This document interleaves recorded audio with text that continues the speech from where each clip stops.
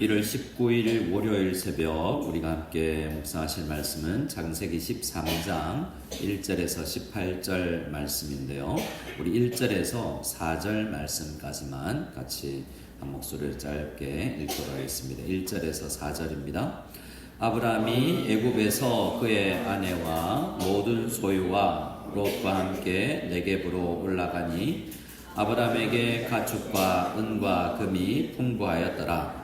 그가 네겝에서부터 길을 떠나 베델에 이르며 베델과 아이 사이 곧 전에 장막 쳤던 곳에 이르니 그가 처음으로 제단을 쌓은 곳이라. 그가 거기서 여호와의 이름을 불렀더라. 아멘. 창세기 12장을 우리가 주일날 묵상했어야 되는데 개인적으로 아마 묵상하고 읽으신 분도 있을 텐데요. 창세기 12장에 보면 아브라함이 가나안 땅에 왔다가 그 땅에 기근이 들었으므로 라고 시작을 합니다. 이제 12장 10절에요. 자, 그 땅에 기근이 들었다. 약속의 땅에도 기근이 들었다는 거죠.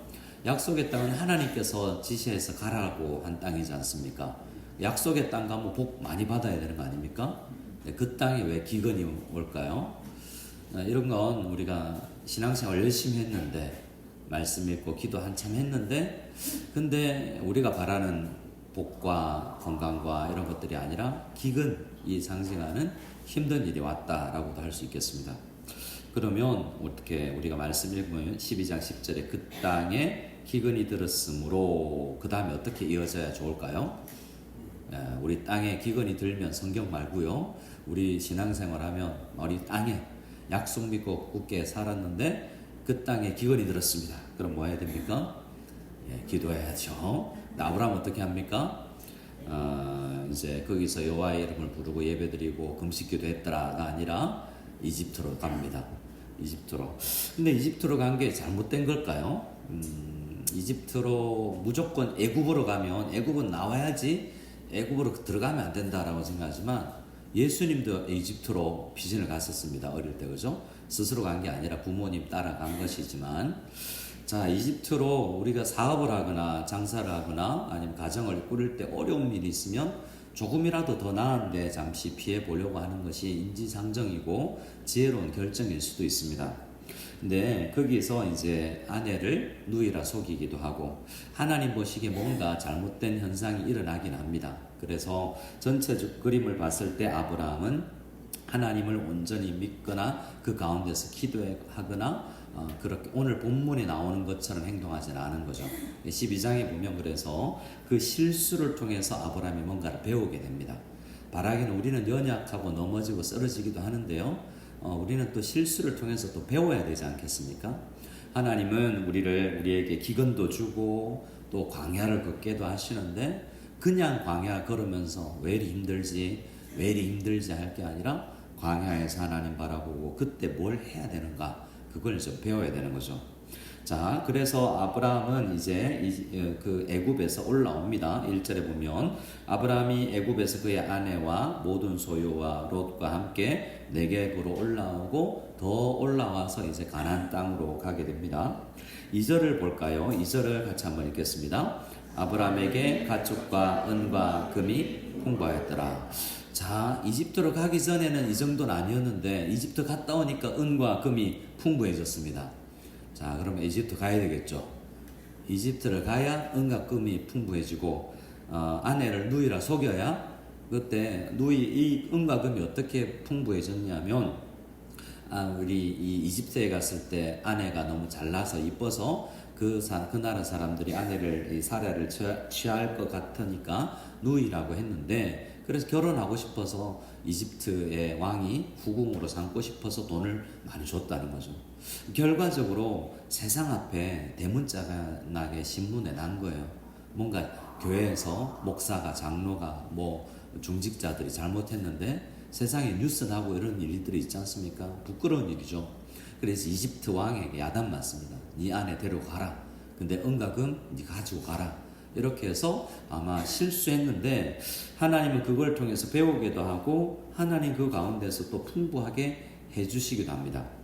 근데 우리가 사도 바울의 말씀이나를 통해서 알 수 있지만 풍부에도 처할 줄 알고 궁핍할 때도 어떻게 처신해야 될지 알아야 되지 않습니까? 잘 못 대응하면 풍부하면 교만해지고 가난하면 도둑질하고 이게 잘못된 거죠. 어떻게 사도 바울은 가난할 때도 어떻게 그때를 견디고 기도하는 인내를 배우기도 하고 풍부해서도 이거 하나님 주신 거다라고 생각할 수 있어야 돼. 있는 사람으로 이제 배웠다라고 말하지 않습니까? 자, 오늘 말씀해 보면 전체적으로 이 아브람과 롯이 풍부해졌어요. 자, 우리도 이러면 좋겠죠? 없을 때 고민보다 그래도 있으면서 고민 좀 했으면 다 그렇습니까? 네, 있어 보면 또 있는 대로에 또 힘듦이 또 있는 거죠. 오늘 13장은 풍부해져서 생긴 문제입니다. 없어서 12장에 문제가 있었는데 풍부해졌을 때 문제가 있는 거죠. 자, 그래서 3절에 이제 아브라함 입장입니다. 아브라함은 가장으로서 그가 네게부에서부터 길을 떠나 베델에 이르렀고 베델에서부터 더 나아가서 베델과 아이라는 도시 사이에 전에 장막 쳤던 곳, 정확하게 어딘지 몰라도 그곳인데 그곳이 어떤 곳이냐면 4절에 조금 더 부연 설명되고 있죠. 그곳이 어떤 곳입니까? 그가 아브라함이 처음 가나안 땅에 와서 하란에서 떠나서 내려와서 가나안 땅에 와서 처음 예배드린 곳. 왜 왔겠습니까? 여기에 이제 신앙을 회복하기 위해서 왔겠죠. 이집트 가서 뭔가 먹고 사는 문제에 천착해서 기도라는 거, 하나님 약속 이거 간데 없고 그냥 먹고 내 눈앞에 놓여있는 문제만 해결하려고 시간들을 다 보내고 영적으로 이 문제를 해결하려고 하지 않았다면 뭔가 깨달은 거죠. 다시 올라와서 베델과 아이 사이 전에 장막 쳤던 이전에 살았던 곳만이 아닙니다. 그때 와서 예배드렸던 제단을 쌓은 곳, 그곳에서 뭘 했죠? 그가 거기서 여호와의 이름을 불렀더라. 하나님, 내 지혜대로 사는 게 아니군요. 하나님 없으면 안 되겠습니다.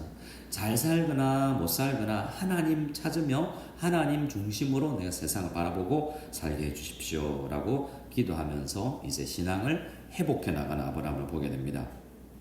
오늘 우리 본문 18절을 가면 또 이 후렴구처럼 이게 반복되는데요. 우리 18절 말씀을 같이 한번 읽어보겠습니다. 시작.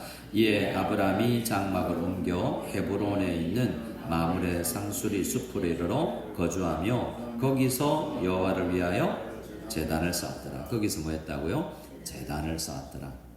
자, 오늘 이제 형님의 아들, 그러니까 조카 롯과 함께 풍부해졌어요, 둘 다. 근데 롯에게는 없는 이야기가 아브라함에 있습니다. 거기서 여호와의 이전에 제단 쌓았던 곳에서 여호와의 이름을 불렀더라. 또 아브라함도 가나안에서 조금 옮겨서 이제 헤브론으로 나중에 가게 되는데요. 한 70km 떨어져 있는 곳인데 그곳에서도 제단을 쌓았다라고 이야기하죠. 어디 가든 내가 예배자로 살아야 되겠다라는 자세가 아브라함에게 있습니다. 근데 우리가 잘 아는 것처럼 롯이 그렇지 않죠. 롯의 이야기는 둘 다 풍부했지만 그렇지 못합니다. 5절에 보면 문제가 발생하는데요. 아브라함의 일행 롯도 양과 소와 장막이 있으므로 그 땅이 그들이 동거하기에 넉넉하지 못하였으니 이는 그들의 소유가 많아서 동거할 수 없었음이니라. 소유 많아서 회사 분립하고 뭐 이런 일이 있으면 참 좋겠죠. 근데 그런 건 좋은 일입니다. 그런 일 우리에게 있으면 참 좋겠습니다. 7절에 근데 무슨 문제가 발생하냐면 땅은 좁고 먹을 양이나 육초가 많으니까 땅이 좁다는 이야기가 실제로 그때는 먹을 이제 양과 어떤 동물들이 먹을 초지가 잘 없었다는 거죠. 그만큼 땅이 좁았다라는 것은 짐승들이 먹을거리가 풍성하지 않았다는 것입니다. 그래서 어떻게 서로 초지를 차지하려고 초원을 차지하려고 싸웠던 거죠. 누가요? 그들의 종들이, 일꾼들이요. 그러므로 아브라함의 가축의 목자와 롯의 가축의 목자가 서로 다투고 또 그 땅에 그들만 사는 게 아닙니다. 먼저 살고 있었던 사람들도 목축을 해요. 어떤 사람이냐면 가나안 사람, 브리스 사람도 그 땅에 거주하였기 때문에 먼저 거주한 사람도 있고 우리가 하나님 믿는 사람인데 이 사람들 하나님도 안 믿는 사람들인데 우리끼리 서로 싸우다 보면 저들에게 빌미를 주기도 하고 아브라함이 깊이 생각하고 고민한 것 같습니다. 그래도 나이 많고 그 신앙의 선배인 아브라함이 롯을 불러서 멀찍이 높은 베델에 있는 아마 산에 올라가서 전체가 바라보이는 곳에 간 모양입니다. 8절입니다. 8절 우리 9절을 같이 읽어보겠습니다. 아브라함이 롯에게 이르되 우리는 한 친족이라 나나 너나 내 목자나 내 목자나 서로 다투게 하지 말자. 내 앞에 온 땅이 있지 아니하냐. 나를 떠나가라. 네가 좌하면 나는 우하고 내가 우하면 나는 좌하리라. 우리가 익히 아는 말씀이죠. 근데 이게 쉽습니까? 이게 쉬우냐고요. 우리는 한 친족이라. 다른 말로 우리는 한 교회 성도라. 우리는 어떻게? 우리는 한 샘터라. 어떻게든 우리는 한 교회 다니는 그런 사람 아니냐. 우리는 한국 사람 아닌가? 특히 우리는 예수 믿는 사람들 아닌가? 그러면 우리 조카 먼저 하시게 이렇게 양보하고 있죠. 그럼 약간 나에게 불리함을 인정하고 하는 거 아닙니까? 좋은 짠 선택해버리면 나는 손해보는 거잖아요. 손해볼 각오하면서 이제 조카한테 이야기를 하는 거죠. 아니나 다를까 이제 10절에 보면 롯이 어떤 선택을 합니까? 좋은 땅 차지해버립니다. 그러면 우리가 아마 아브라함이 어떤 기대를 했을까요? 아닙니다, 삼촌이 먼저 하셔야죠. 형님 먼저 이걸 기대했을까요? 진심으로 바라지는 그렇게 안 바랐을까요? 그래, 조카가 좋은 땅 선택하시게. 나도 어디를 가나 하나님 믿어보니까 못 살아도 사는 것이고 하나님 여호와 이름 부르면 우리가 굶어 죽진 않더라. 하나님 믿고 나 기도해 볼 테니까 네가 마음껏 정해라 라고 그런 넉넉한 마음을 품고 이야기를 합니다.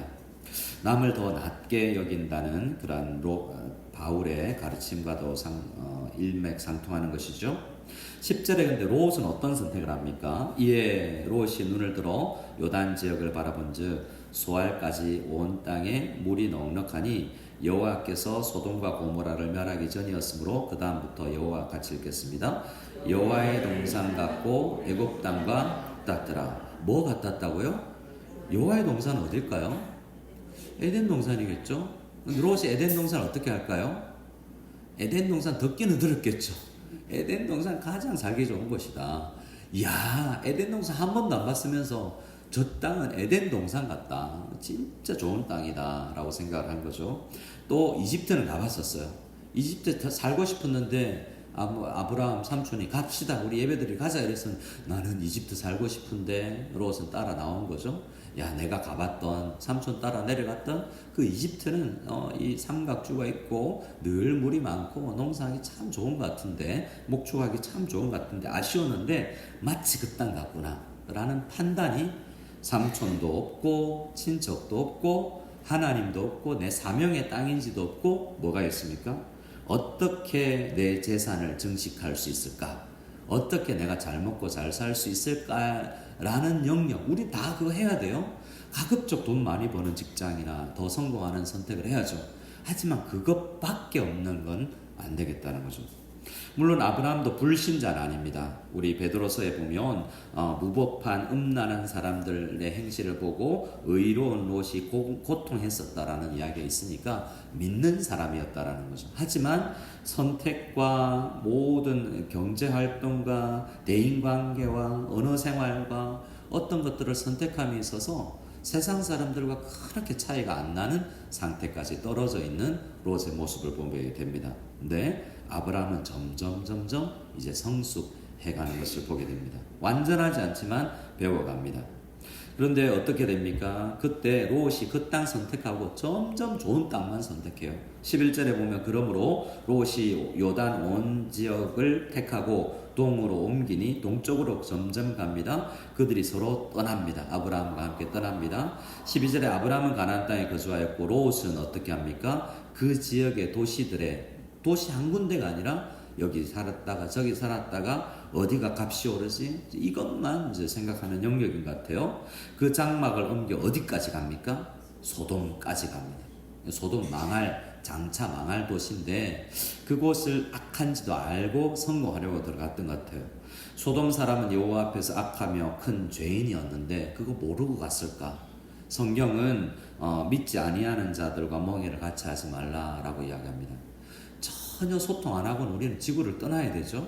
그렇게 세상 정신으로 세상은 사랑해야 되지만 우리가 구원해야 되지만 세상 정신에 우리가 함몰되어서는 안 된다는 것을 오늘 말씀해 보게 됩니다. 나중에 소돔 땅에서 롯은 성공합니다.